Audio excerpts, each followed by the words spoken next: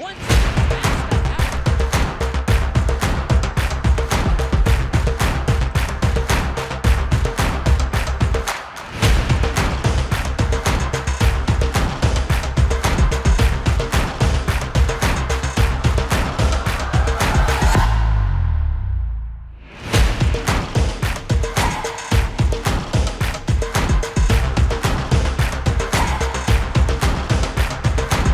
Let's go.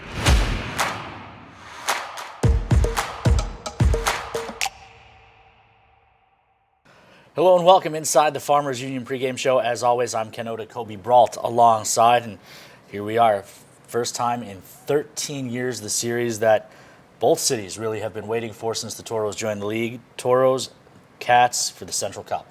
Yeah, one of the best rivalries in the entire North American Hockey League, and now we get to see it for 5 games with the winner advancing to Blaine, Minnesota. You really can't write a script better than this, Ken. It starts with, sweeping the team that swept the Toros out of the playoffs a year ago in the Austin Bruins in the last 2 weeks. Obviously, Bismarck goes to 5 with Aberdeen. We'll get into all that, but to say that I feel like everyone's excited is an understatement. Both cities represent the team very well, and I can't wait to get it going tonight. Really, and with Fargo in the semifinals in the USHL Clark Cup playoffs, the state of North Dakota kind of the center of the junior hockey world right now. Yeah, and that's, obviously Minnesota is hockey country. A lot of our players are from Minnesota, but yeah, North Dakota getting the shine that it deserves. Fargo, has it. They've been in first pretty much all year. Toro's been in first place in the Central for pretty much all year, and the Bobcats right behind them for the entire season. It felt like a crash course that was inevitable, and now here we are, game 1 tonight at the Pepsi Rink. Yeah, let's take a look at how we did get here. Toros, as you mentioned, sweep the Austin Bruins, and the Bobcats needed 5 to get through Aberdeen. That was a game 5 that you and Sebastian went down to. Yeah, and, it was like Bismarck, they struggled on paper as it went 5 games, but they were the better team all season long, and I believe they were the better team in that matchup as well. Obviously, Aberdeen stealing home ice in game 2 and then winning game 3 in front of their home crowd. They had a chance to close it out last Saturday, but in a closeout game ended up losing 8-2. And then turned around game 5 back in Bismarck on Monday. Both teams looked a little tired. You expect that in a 5-game series. But Bismarck did look like the better team. And like we said, it's been 1 and 2 all year with, 3, 4, and 5 kind of being the tight race in terms of who's going to get in, who's not going to get in. But 1 and 2 has been pretty well settled for most of the season. And so it's, like I said, can't wait. And, the Toros have looked dominant for most of this playoffs. Austin, obviously, like we said, the team that knocked them out last year, comes in as the 4 seed, snuck in on the last day of the season, and the Toros kind of handled them front to back. Let's take a look now at the updated full bracket. Toros and Bobcats, as we know here in the Central Final, it's 1s and 2s all the way through. Anchorage and Wisconsin in the Midwest, Lone Star and Shreveport in the South, and in the East, Maryland and Maine. Maryland and Maine, a rematch of the East Championship last year. It's kind of crazy to see chalk all the way through when there were 3 game 5s this past Monday, but every single 2 seed getting it done in those game 5s. But yeah, looking at that Anchorage, Wisconsin one, the Wendigo, obviously, a couple of the leading point scorers in the league, Max Martin being one of them. And obviously, like we say, that travel in the Anchorage series is always kind of interesting. Games 1 and 2 in Anchorage, and if either one is lost by Anchorage, game 3 will also be there. So that's the potential for 3 games in 3 days. Don't really know until you get up there how it's going to go. But yeah, all 4 series. Lone Star and Shreveport have been on a collision course just like Minot and Bismarck have been, so that's definitely one to watch. But all 4 series, it should be some great hockey. And, the Anchorage one, puck will drop with, 5 minutes left in this game. Maine and Maryland puck will drop about an hour before our puck drops. So definitely tune in and keep a close eye on it because the winner of these 4 are the 4 that you'll see in Blaine, Minnesota. And what's wild about it, too, looking at this bracket, Wisconsin, Lone Star, Maine, every other division has an opponent the Toros faced at the NAHL Showcase in Blaine to kick off the season. Yeah, and that is interesting. Obviously, the Showcase, you're a much different team usually at the start of the season where you're at the end of the season. But one thing we've talked about with these Toros, there's been 2 roster moves the entirety of the year since the Showcase. So pretty much the same team that they came in with in Blaine is who they are here in Game 1 of the Central Cup Finals. Same exact team. So it is interesting. Obviously beat Maine in the shootout, beat Lone Star in a good game, fell to the Wendigo in that 4th game, which is always kind of a toss-up when you got 4 games in 4 days. But, yeah, a lot of familiar faces around the league for sure. Let's bring it back to North Dakota now and take a look at the Noodles numbers. Toros 7-3-2 against the Bobcats this season, but the Bobcats actually a winning record as well, 5-4-3, thanks to some overtime and shootout games.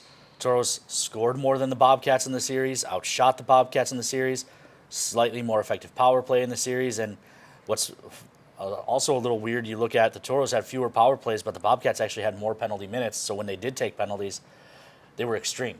And it's been an intense series all year long. It's been a lot of really close games, really good hockey. You could argue that the Bobcats have been the Toros' closest opponent, even with a 7-3-2 record against them. This is a team that's handled pretty much everyone in the division, with the Bobcats being the closest. Obviously, you think back on that playoff clinching shootout winner by Coby Volk, another shootout winner by Jack O'Hannison. You had that buzzer beater by Zwiecki and Emmons in overtime down in Bismarck.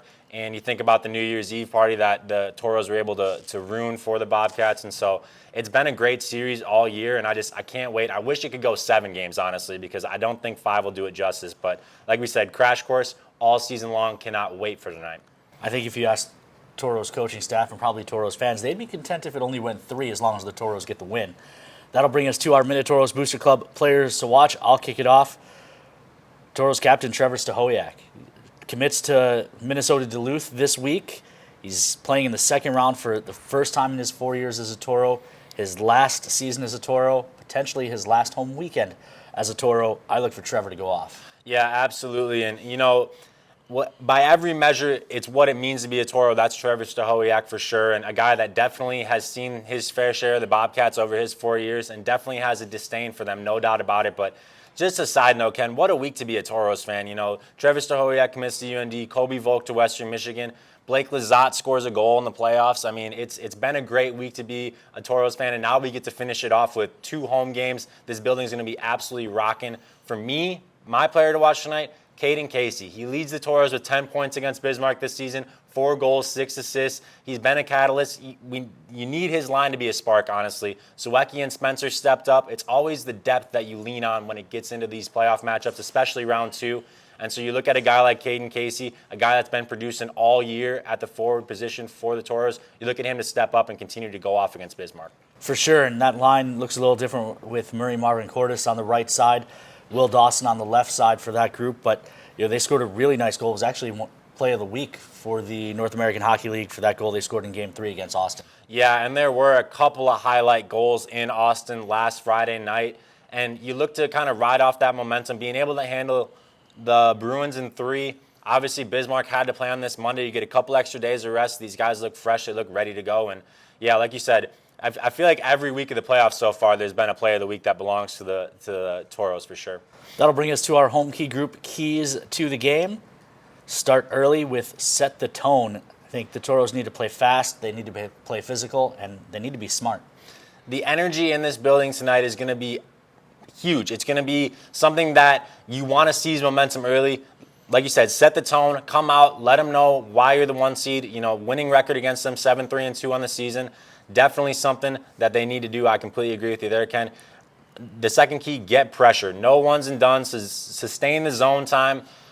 That's something that the Toros have been very successful with all year. Their defense really leans on you and really keeps the puck on the other end of the ice. And you want that ice to start leaning towards your offensive zone. That's another thing that really helps with momentum. So, keeping the pressure on and keeping the puck in the offensive zone is going to be huge for the Toros tonight. For sure. I'd say about out of the 9 periods against Austin in the first round, there was only maybe 1 where Austin had the puck more than the Toros. You got to keep that trend going. Mm-hmm. And then the third home key group, key to the game, big saves. The Toros have, for the most part, outshot opponents heavily. You look at this head-to-head, it's not as lopsided as it has been with other teams.